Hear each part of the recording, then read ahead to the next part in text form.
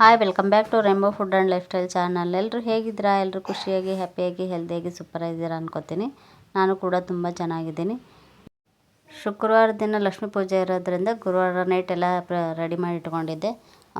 ಹಣ್ಣಿನ ತಟ್ಟೆ ಮತ್ತು ಬಳೆಗಳು ಮತ್ತು ಅಡಿಕೆ ಎಲೆ ತಟ್ಟೆ, ಒಂದು 5 ಕವಡೆ, ಒಂದು 5 ಗೋಮತಿ ಚಕ್ರ ಮತ್ತು ಕಮಲದ ಬೀಜ ಒಂದು 5, ಆಮೇಲೆ ಒಂದು 5 ಗುಲ್ಗಂಜಿ, ಮತ್ತು ಒಂದು 5 ಲವಂಗ, ಒಂದು 5 ಏಲಕ್ಕಿ, ಆಮೇಲೆ ಸ್ವಲ್ಪ ಡ್ರೈ ಫ್ರೂಟ್ಸು, ದ್ರಾಕ್ಷಿ, ಗೋಡಂಬಿ ಇವೆಲ್ಲ ರೆಡಿ ಮಾಡಿ ಇಟ್ಕೊಂಡಿದ್ದೆ.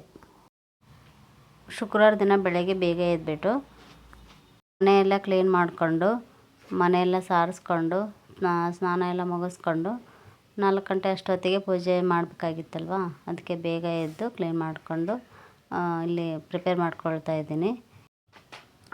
ನಮ್ಮ ಮನೆಯಲ್ಲಿ ದೇವ್ರ ಮನೆ ಸಪ್ರೇಟ್ ಆಗಿಲ್ಲ, ಹಾಲಲ್ಲೇ ದೇವ್ರನ್ನ ಕೂರಿಸ್ತಾ ಇದ್ದೀವಿ.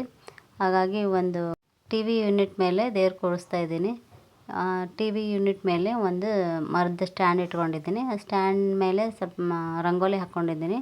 ಅಷ್ಟದಳ ರಂಗೋಲಿ ಹಾಕಿಬಿಟ್ಟು ಒಂದು ಎಲೆ, ಬಾಳೆ ಎಲೆಯಲ್ಲಿ ಅಕ್ಕಿ ಹಾಕಿ ಅದು ಅಕ್ಕಿ ಮೇಲೂ ಅಷ್ಟದಳ ರಂಗೋಲಿ ಹಾಕಿಬಿಟ್ಟು ಕೊಡ ತುಂಬ್ಕೊಂಬಂದು ಇಟ್ಟಿದ್ದೀನಿ.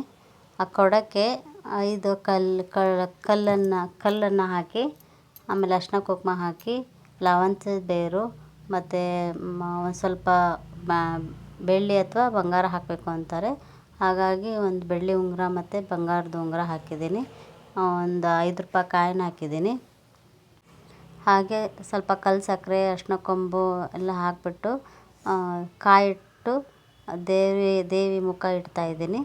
ದೇವಿ ಮುಖಕ್ಕೆ ಅಲಂಕಾರ ಮಾಡಿದ್ದೀನಿ, ಅದನ್ನು ಇಡ್ತಾಯಿದ್ದೀನಿ. ದೇವರನ್ನು ಒಂದ್ಸರಿ ಪ್ರಾರ್ಥನೆ ಮಾಡಿಕೊಂಡು ಸೀರೆ ಉಡಿಸ್ತಾಯಿದ್ದೀನಿ.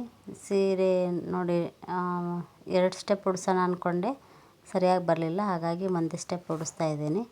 ಸೀರೆ ಎಲ್ಲ ಉಡಿಸ್ಬಿಟ್ಟು ದೇವರಿಗೆ ತಾಳಿ ಮತ್ತು ಅರಿಶಿನ ಕೊಂಬೆಲ್ಲ ಹಾಕಿ, ಸರ ಮತ್ತು ಕಂಠಿ ಹಾರ ಎಲ್ಲ ಹಾಕಿಬಿಟ್ಟು, ಹೂವೆಲ್ಲ ಹಾಕ್ಬಿಟ್ಟು ದೇವರಿಗೆ ಆ ಕಡೆ ಈ ಕಡೆ ಬಾಳೆ ಗಿಡನ ಇಟ್ಟಿದ್ದೀನಿ. ಹಾಗೆ ಕಮಲದ ಹೂವು ಇಟ್ಟಿದ್ದೀನಿ. ಸೈಡಲ್ಲಿ ಮಡಿಲಕ್ಕಿ ಇಟ್ಟಿದ್ದೀನಿ, ಮತ್ತು ಡ್ರೈ ಫ್ರೂಟ್ಸ್ ಇಟ್ಟಿದ್ದೀನಿ, ಹಣ್ಣುಗಳು ಇಟ್ಟಿದ್ದೀನಿ. ಅವನ್ನೆಲ್ಲ ಆಮೇಲೆ ಪಕ್ಕದಲ್ಲಿ ಗಣಪತಿ ಮಾಡಿಬಿಟ್ಟು, ಅರಿಶಿನದಿಂದ ಗಣಪತಿ ಮಾಡಿಬಿಟ್ಟು ಗಣಪನ ಪೂಜೆ ಮಾಡಿ, ಅದಕ್ಕೆ ಪಂಚಕಜ್ಜಾಯ ಇಟ್ಟು ಎಲ್ಲನೂ ಒಂದು ಸರಿ ಪೂಜೆ ಮಾಡ್ಕೊಂಡಿದ್ದೀನಿ. ಮೀಶೋದಿಂದ 2 ಆನೆ ತರಿಸಿದ್ದೆ, ಅದನ್ನು ಸಮೇತ ಆ ಕಡೆ ಈ ಕಡೆ ಇಟ್ಟಿದ್ದೀನಿ. ಇಷ್ಟೆಲ್ಲ ಡೆಕೋರೇಷನ್ ಮಾಡಿಕೊಂಡು ಎಲ್ಲದಕ್ಕೂ ನೀರು ಸಿಂಪಡಿಸಿ ಮತ್ತು ಕುಂಕುಮ ಭಂಡಾರ ಎಲ್ಲ ಹಚ್ಚಿ ಎಲ್ಲದಕ್ಕೂ ಹೂವಿಟ್ಟು ಉದ್ನಿ ಕಡ್ಡಿ ಬೆಳ್ಕೊಳ್ತಾ ಇದ್ದೀನಿ.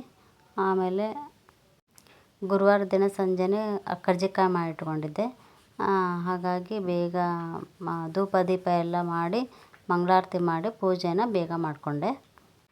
ಲಕ್ಷ್ಮಿ ಗೋಧೂಳಿ ಸಮಯಕ್ಕೆ ಬರ್ತಾರೆ ಅಂತ ಹೇಳ್ತಾರೆ. ಹಾಗಾಗಿ ಸಂಜೆ ಪೂಜೆ ಮಾಡಬೇಕು ಅಂತಾರೆ. ಸಂಜೆನೇ ಪೂಜೆ ಮಾಡೋಣ ಅಂತ ಹೇಳಿ ಸಂಜೆ ಪೂಜೆ ಮಾಡಲಿಕ್ಕೆ ಅಣಿ ಮಾಡಿಕೊಂಡೆ. ಬೆಳಗ್ಗೆ ಪೂಜೆ ಮಾಡಿಕೊಂಡೆ, ನೈವೇದ್ಯ ಎಲ್ಲ ಸಂಜೆ ಮಾಡೋಣ ಅಂತ ಹೇಳಿ ಎಲ್ಲ ಅಡುಗೆ ಎಲ್ಲ ಮಾಡಿಕೊಂಡೆ.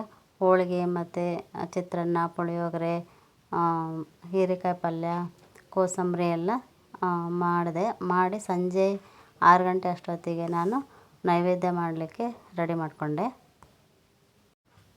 ಸಂಜೆ ನೈವೇದ್ಯ ಮಾಡಿ ಪಕ್ಕದ ಮನೆ ಎಲ್ಲರನ್ನು ಕರೆದು, ಅವರು ಒಂದು 4-5 ಜನ ಮುತ್ತೈದೆಯರನ್ನ ಕರೆದು ಅವರಿಗೆಲ್ಲ ಉಡಿ ಕೊಟ್ಟು, ಅದೆಲ್ಲ ರೆಕಾರ್ಡ್ ಮಾಡಿಕೊಡ್ಲಿಲ್ಲ.